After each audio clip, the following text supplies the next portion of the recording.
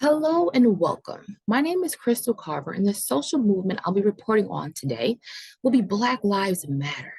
Thanks for watching. So, the phrase Black Lives Matter has entered the lexicon as a grassroots movement for a number of reforms.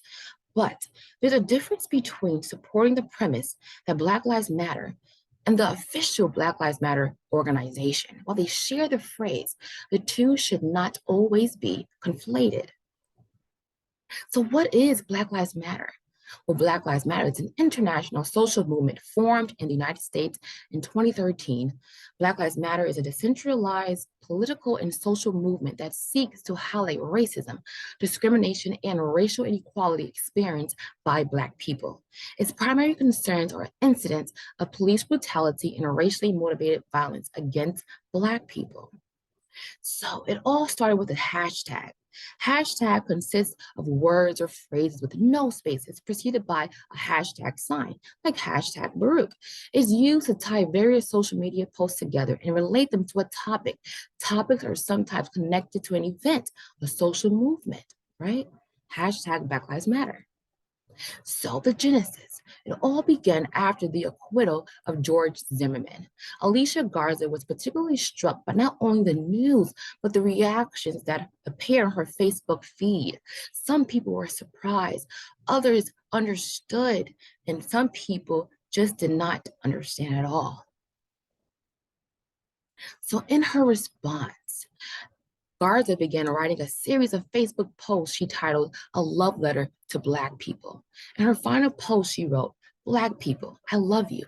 I love us. Our lives matter. Her close friend Patrice Cullors responded to the post saying, hashtag Black Lives Matter. Their friend Opal Tometi contributed her support, reposting the hashtag, and a movement was born. So the trigger incident, right? On February 26, 2012, Trayvon Martin, a 17-year-old Black boy, was visiting his father in Sanford, Florida, when he was eventually murdered by reported neighborhood watchman George Zimmerman. Zimmerman would later be charged. However, just a year later, Zimmerman would be acquitted of all charges, including second-degree murder and manslaughter. Now, this caused an uproar, and people took to social media. So now the hashtag gained popularity. In the second half of 2013, the hashtag appeared on Twitter a total of 5,106 times. But then on August 4th, 2014, Michael Brown, an 18-year-old Black man, was murdered by a white police officer, Darren Wilson, in Ferguson, Missouri. His body was left on the ground for 4 hours before being taken to the morgue. Bystanders recorded with their cell phones, and it spread nationwide on social media. It began and they localized with rallies and protests in Ferguson, and soon it expanded to across the nation. And Garza, Cullors, and Tometi had spent the last year with the help of workers and designers trying to build an infrastructure to support the moving the hashtag from social media to the streets. And they organized over 500 of their members from across the nation to travel to Missouri to help participate in the protest. So now we're seeing the movement expand. And in 3 weeks after Michael Brown's death, the hashtag Black Lives Matter hashtag was used an average of 58,800 times per day. There was another dramatic increase 3 months later when the jury decided not to indict Darren Wilson on Brown's murder. The hashtag was used 172,800 times, and in the subsequent weeks after, the hashtag Black Lives Matter hashtag appeared 1.7 million times. And according to the Suffolk University law, it was deemed the fastest growing hashtag ever. However, nothing will propel this movement more than an incident that occurred in 2020. So, in May 2020, George Floyd, a 46-year-old African-American man, was murdered by police officer Derek Chauvin. We can see in the picture, the image, his knee on his neck, right? And a series of protests and civil unrest against police brutality and racism began in Minneapolis, and all during 2020. Protests quickly spread nationwide to over 2,000 cities and towns in over 60 countries in support of the Black Lives Matter movement. So what are their mission and goals? Well, Black Lives Matter activists seek to draw attention to the many ways in which Black people are treated unfairly in society and the ways in which institutions, laws, and policies help to perpetuate that unfairness. Black Lives Matter seek to combat police brutality, the over-policing of minority neighborhoods, and the abuses committed by for-profit jails. Its efforts have included calls for better training for police and greater accountability for police misconduct. And Black Lives Matter activists also call for defunding the police and placing those funds back into the community for social services and mental health programs, right? And conflict resolution programs. Well, Black Lives Matter activists have worked on voter registrations and get out the vote campaigns in Black communities.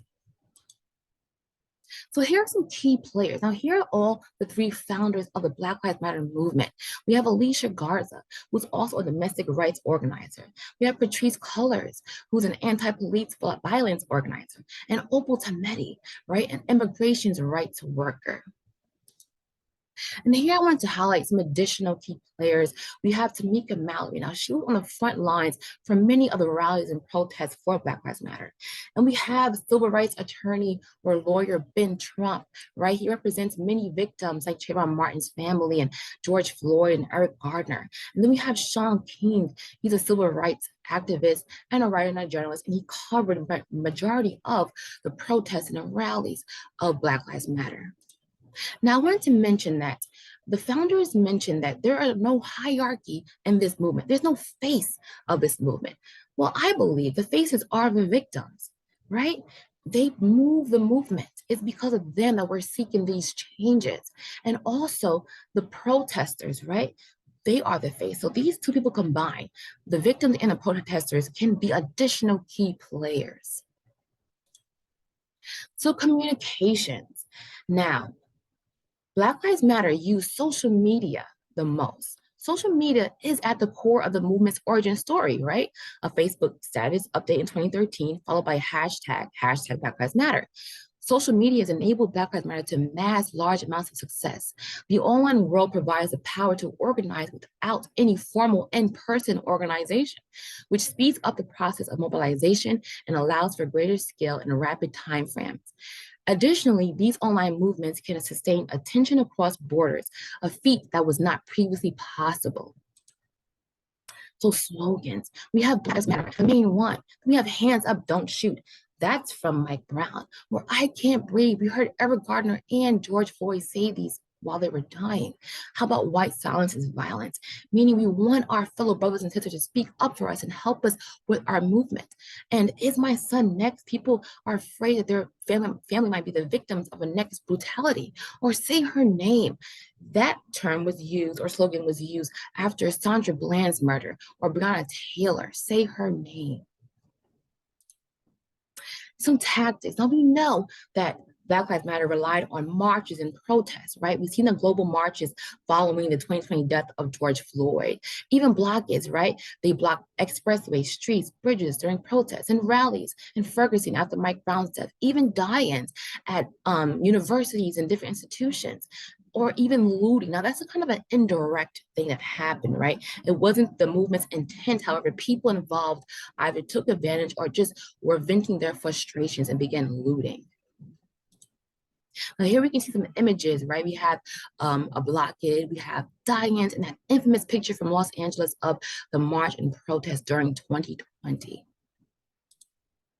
So challenges and impacts, right? The umbrella phrase being that Black Lives Matter is a statement as well as an organization. It allows for misrepresentation or lack of diversity, right?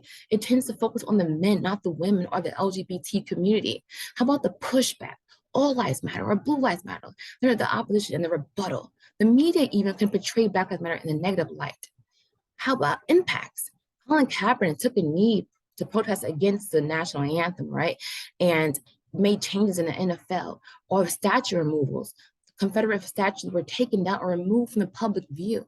And how about Juneteenth becoming a federal holiday in 2021? Now, after my report was done, I realized that they simply want basic human decency and American civil rights, right? Or just simple American human rights.